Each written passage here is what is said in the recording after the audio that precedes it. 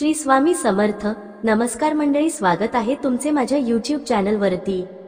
आजचा दिवस तुम्हाला खूप छान, सुखाचा, आनंदाचा जाऊ हीच मी स्वामींच्या चरणी प्रार्थना करते आणि आज या नवीन व्हिडिओला सुरुवात करते. येत्या 10 जुलैला म्हणजेच गुरुवारी आलेली आहे गुरुपौर्णिमा. जी पौर्णिमा आषाढ महिन्यामध्ये येते त्या पौर्णिमेला गुरुपौर्णिमा असे म्हटले जाते. यावर्षी गुरुपौर्णिमेला अतिशय दुर्मिळ योगायोग निर्माण झालेले आहेत. गुरुवार हा आपल्या गुरूंना समर्पित असणारा दिवस आणि याच दिवशी ही गुरुपौर्णिमा आलेली आहे. गुरुपौर्णिमा म्हणजेच आपल्या गुरूंप्रती कृतज्ञता व्यक्त करण्याचा दिवस. या गुरुपौर्णिमेच्या दिवशी गुरूंचे पूजन केल्याने आध्यात्मिक प्रगती होते असे मानले जाते. या दिवशी गुरूंचा आशीर्वाद घेतल्याने जीवनातील अडचणी दूर होतात आणि योग्य मार्गावर चालण्यास मदत मिळते. तसेच या गुरुपौर्णिमेच्या दिवशी सत्यनारायण पूजा देखील केली जाते, ज्यामुळे आपल्या घरात सुख आणि समृद्धी येत असते. आषाढ महिन्यातील गुरुपौर्णिमेला व्रत करणे देखील अत्यंत शुभ मानले जाते. या दिवशी जर स्त्रियांनी व्रत केले तर तिच्या मुलाबाळांचे कल्याण होते. मुलांच्या आयुष्यात ज्या काही अडचणी आहेत तर त्या देखील दूर होतात. तसेच या दिवशी दान केल्याने कुंडलीतील ग्रहदोष आणि पितृदोष देखील दूर होतात. या गुरुपौर्णिमेच्या दिवशी आपल्या गुरूंना भेटून त्यांचे आशीर्वाद घ्यावेत किंवा त्यांची आठवण करून त्यांचे स्मरण करावे. आपल्या आयुष्यामध्ये गुरूंचा आशीर्वाद असणे हे खूप महत्त्वाचे आहे. गुरुचरित्राच्या ग्रंथांमध्ये सांगितले आहे की एक वेळ ईश्वर कोपला तर गुरु वाचू शकतो, पण जर गुरु कोपला तर ईश्वर वाचू शकत नाही आणि म्हणून गुरूंचा वर्धस्त आपल्यावरती असणं खूप गरजेचं असतं. गुरूंमुळे आपल्याला योग्य मार्ग मिळतो, ज्ञानाची प्राप्ती होते, यामुळे आपल्या आयुष्यातील अडचणी या देखील दूर होत असतात. या गुरुपौर्णिमेच्या दिवशी माता लक्ष्मी पृथ्वीवरती भ्रमण करत असते. तिची सेवा उपासना उपाय करणाऱ्यांना तीनधान्य समृद्धी प्रदान करत असते. धार्मिक दृष्टीने हा दिवस अत्यंत महत्त्वाचा असल्यामुळे या दिवशी काही प्रभावी उपाय आणि सेवा देखील केल्या जातात. आज या व्हिडिओमध्ये मी तुम्हाला एक अतिशय प्रभावी असा उपाय सांगणार आहे, किंवा तुम्ही याला सेवा देखील म्हणू शकता. गुरुवारी गुरुपौर्णिमेच्या दिवशी अन्नपूर्णा देवीला अर्पण करा ही एक वस्तू. एका रात्रीत आयुष्याचं सोनं होईल. 33 वर्ष धनधान्य संपत्ती पैसा हा कमी पडणार नाही. घराची, मुलांची, पतीची अगदी भरभरून प्रगती होईल. तर अशी कोणती वस्तू अन्नपूर्णा देवीला अर्पण करायचे आहेत, कोणत्या वेळेत हा उपाय करायचा आहे, याबद्दलची संपूर्ण माहिती आज व्हिडिओमध्ये मी तुमच्यासोबत शेअर करणार आहे. त्यामुळे तुम्ही हा व्हिडिओ स्किप न करता शेवटपर्यंत नक्की पहा. चॅनलवरती नवीन असाल तर सबस्क्राईब करा आणि असेच माहितीपूर्ण नवनवीन व्हिडिओ पाहण्यासाठी बेल आयकॉनला प्रेस करा, म्हणजे जेव्हा कधी मी नवीन व्हिडिओ अपलोड करेल त्याचं नोटिफिकेशन सर्वात अगोदर तुम्हाला भेटेल आणि तुम्ही एक पण व्हिडिओ मिस करणार नाही. आज या व्हिडिओमध्ये मी तुम्हाला जो उपाय सांगणार आहे तर हा उपाय आपल्याला गुरुपौर्णिमेच्या दिवशी करायचा आहे. गुरुपौर्णिमा ही गुरुवारी 10 जुलैला आहे. तर या दिवशी तुम्ही दिवसभरामध्ये हा उपाय कधीही करू शकता. प्रत्येक महिन्यामध्ये येणाऱ्या पौर्णिमेला अन्नपूर्णा मातेची पूजा करावी असे आपले धर्मशास्त्रामध्ये सांगितले जाते. पौर्णिमेच्या दिवशी अन्नपूर्णा मातेला काही वस्तू ज्या आहेत तर त्या अर्पण केल्या जातात. अन्नपूर्णा देवी ही हिंदू धर्मातील एक महत्त्वाची देवी आहेत, जी अन्न आणि पोषणाची देवी मानली जाते. तिला पार्वतीचे रूप मानले जाते आणि पौर्णिमेला तिची पूजा केल्याने घरात अन्नधान्याची कमतरता भासत नाही. जर गुरुपौर्णिमेच्या दिवशी अन्नपूर्णा मातेला ही एक वस्तू अर्पण केली तर घरात सुख, समृद्धी आणि समाधान मिळत असते. तसेच या दिवशी ही एक वस्तू अन्नपूर्णा मातेला अर्पण केली तर घरातील नकारात्मक ऊर्जा दूर होते आणि सकारात्मक ऊर्जा वाढत असते. आपल्या कुटुंबातील सदस्यांचा आरोग्यही चांगले राहते आणि घरात आनंदी वातावरण निर्माण होते. आणि म्हणून तुम्ही आपल्या देवघरामध्ये अन्नपूर्णा मातेची मूर्ती नक्कीच पाहिली असेल. हातात पळी घेऊन असणारी ही देवी म्हणजेच माता पार्वती आहे. संपूर्ण विश्वाला अन्न पुरवण्याचे कार्य अन्नपूर्णा देवी करत असते.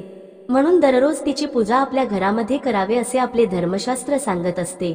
परंतु दररोज आपल्याला तिची पूजा करणे शक्य होत नाही, म्हणून किमान पौर्णिमेला तरी तिची विशेष पूजा करावी. आपल्याकडे जेव्हा मुलीचे लग्न झाल्यावर मुलीला सासरी पाठवताना अन्नपूर्णा मातेची मूर्ती देतात, त्यामागे हा हेतू असतो की मुलीने अन्नपूर्णेची पूजा करावी, प्रार्थना करावी. ज्या घरात ती जाईल त्या घरात ती अन्नपूर्णा मातेच्या स्वरूपात जावी. त्या घरामध्ये कधीही अन्नधान्याची कमतरता भासू नये. ती जो काही स्वयंपाक करेल त्यात रुची यावी. त्या खाल्लेल्या अन्नातून बाधा होऊ नये किंवा घरातून अन्नधान्य वाया जाऊ नये, यासाठी आपल्या घरामध्ये अन्नपूर्णा मातेची पूजा केली जाते. आणि म्हणूनच आपल्या घरामध्ये जर तर अन्नधान्य टिकत नसेल, अन्नधान्य जास्त प्रमाणामध्ये वाया जात असेल, खाल्लेल्या अन्नातून बाधा होत असेल किंवा तुमच्या कष्टाला आणि मेहनतीला यश मिळत नसेल, कष्ट आणि मेहनत करूनही जर घरामध्ये पैसा टिकत नसेल, घरामध्ये सुख शांती समृद्धी नसेल, तर तुम्ही हा उपाय गुरुपौर्णिमेला आवर्जून करा। हा उपाय करण्यासाठी तुम्हाला या गुरुपौर्णिमेच्या दिवशी सकाळी लवकर उठायचं आहे, स्वच्छ स्नान करायचं आहे। यानंतर आपल्या देवघरातील देवांची विधिवत पूजा करायची आहेत। आपल्या गुरूंची मूर्ती असेल म्हणजे श्री स्वामी समर्थ महाराजांची मूर्ती असेल तर मूर्तीवरती अभिषेक करा। फोटो असेल तर स्वच्छ पुसून काढायचा आहे। त्यांना प्रिय असणाऱ्या वस्तू अर्पण करायच्या आहेत। धूप दीप अगरबत्ती लावून तुम्हाला वातावरण हे प्रसन्न करायचं आहे आणि यानंतर तुम्हाला हा उपाय करायचा आहे। फक्त उपाय करण्यापूर्वी तुम्हाला सर्वप्रथम देवघरामध्ये दिवा लावायचा आहे आणि देवघरासमोर बसूनच तुम्हाला हा उपाय करायचा आहे। उपाय करण्यासाठी सर्वप्रथम अन्नपूर्णा मातेची मूर्ती ही तामणामध्ये तुम्हाला ठेवायची आहे आणि यानंतर त्या मूर्तीवरती तुम्हाला अभिषेक करायचा आहे। अभिषेक करत असताना ओम अन्नपूर्णा देव्य नमः किंवा अन्नपूर्णा स्तोत्रच तुम्हाला पठण करायचा आहे। अभिषेक करून झाल्यानंतर मूर्ती स्वच्छ पुसून काढायची आहे। एक वाटी घ्यायची आहे किंवा एक खोलगट प्लेट घ्यायचे आहे। त्यामध्ये तुम्हाला कुंकवाने एक स्वस्तिक काढायचा आहे आणि त्या स्वस्तिकवर तुम्हाला ही अन्नपूर्णा मातेची मूर्ती ठेवायची आहे। यानंतर एका प्लेटमध्ये तुम्हाला तांदूळ घ्यायचे आहेत। तांदूळ घेताना अखंड घ्या, कुठेही तुटलेले फुटलेले असे घेऊ नका। अखंड तांदूळ तुम्हाला एका प्लेटमध्ये घ्यायचे आहेत आणि ते तांदूळ तुम्हाला हळद आणि कुंकू टाकून लाल पिवळ्या अक्षदा तुम्हाला बनवायचे आहेत, म्हणजेच लाल पिवळे तांदूळ तुम्हाला बनवायचे आहेत। यानंतर आपल्याला आपल्या उजव्या हाताने ते तांदूळ घ्यायचे आहेत आणि अन्नपूर्णा मातेच्या मस्तकावरती अर्पण करायचे आहेत। हे अर्पण करत असताना सुद्धा ओम अन्नपूर्णा देवी नमः किंवा अन्नपूर्णा स्तोत्र तुम्हाला पठण करायचे आहेत।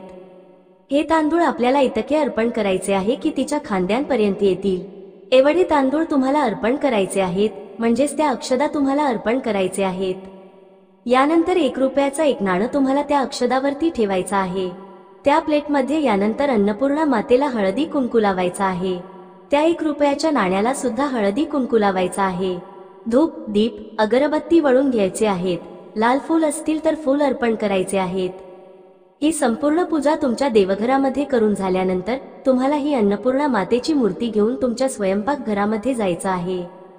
स्वयंपाक घरामध्ये गेल्यानंतर तुम्हाला तुमच्या किचनवरती गॅस शेगडीवरती एक कुंकू आणि स्वस्तिक काढायचा आहे।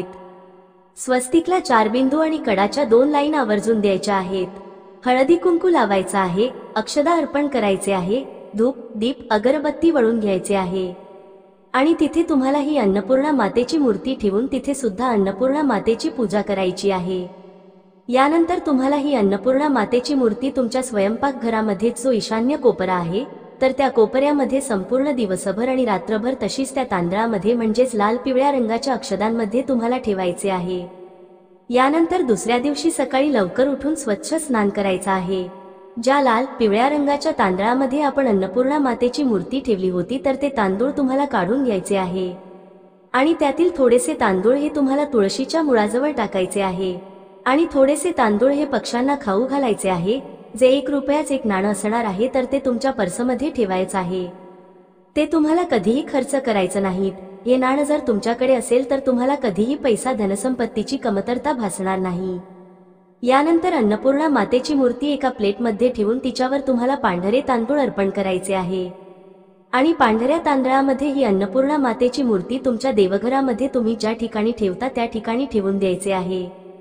तर अशा पद्धतीने तुम्हाला अन्नपूर्णा मातेची पूजा जी आहे तर ती गुरुपौर्णिमेला करायची आहे। जर तुम्ही ही पूजा केली तर तुम्ही स्वतः त्याचा अनुभव घेऊ शकतात। तुमच्या घरामध्ये कधीही धन धान्य संपत्ती पैसा हा कमी पडणार नाही आणि अन्नपूर्णा मातेची तुमच्यावर सदैव कृपा राहील। ज्या घरामध्ये अन्नपूर्णा माता नेहमी प्रसन्न राहते त्या घरात सदैव लक्ष्मी वास करत असते, तिथे स्वतःहून लक्ष्मी प्रवेश करत असते आणि म्हणून आपल्याला कधीही कशाचीही कमतरता जाणवत नाही। त्याचबरोबर या दिवशी तुम्हाला व्रत करणं शक्य झाले तर आवर्जून तुम्ही व्रत करा, कारण या आषाढी पौर्णिमेला व्रताला खूप महत्त्व आहे, ज्यामुळे आपल्या मुलाबाळांची प्रगती होते। आपल्या आयुष्यात ज्या काही अडचणी आहेत त्या देखील दूर होतात आणि म्हणून तुम्ही बघितलं असेल की या पौर्णिमेला अनेक जण व्रत करत असतात। तसेच जर तुमच्या घरामध्ये एखादी व्यक्ती आजारी असेल, सतत तिला दवाखाना चालू असेल किंवा एखादी व्यक्ती सतत चिडचिड करत असेल, किरकिर करत असेल, अगदी कोणत्याही गोष्टीवरून तिची चिडचिड होत असेल तर अशा व्यक्तींनी या गुरुपौर्णिमेच्या दिवशी चंद्रप्रकाशामध्ये 15 मिनिटे आवर्जून उभे राहा. यामुळे बघा त्यांच्यामध्ये जी काही नकारात्मकता आहे तर ती निघून जाते. त्यांचा चिडचिडेपणा हा कमी होतो किंवा जी लोक आजारी आहेत तर ते देखील बरे व्हायला सुरुवात होतात. म्हणून घरामध्ये असा कोणी व्यक्ती असेल तर हा उपाय नक्की करायला सांगा. त्याचबरोबर ज्यांना दृष्टी कमी आहे, दिसत नाही, तर अशा व्यक्तींनी या गुरुपौर्णिमेच्या दिवशी चंद्राकडे एकटक पहा. यामुळे दृष्टी आहे तर ती आपली चांगली होते. तर असे छोटे मोठे उपाय जे आहेत तर ते तुम्हाला या आषाढ पौर्णिमेला म्हणजेच गुरुपौर्णिमेला करायचे आहेत. व्हिडिओ तुम्हाला आवडला तर लाईक करा, चॅनलवरती नवीन असाल तर सबस्क्राईब करा आणि हा व्हिडिओ आपल्या मित्रपरिवारासोबत शेअर करा. धन्यवाद. श्री स्वामी समर्थ.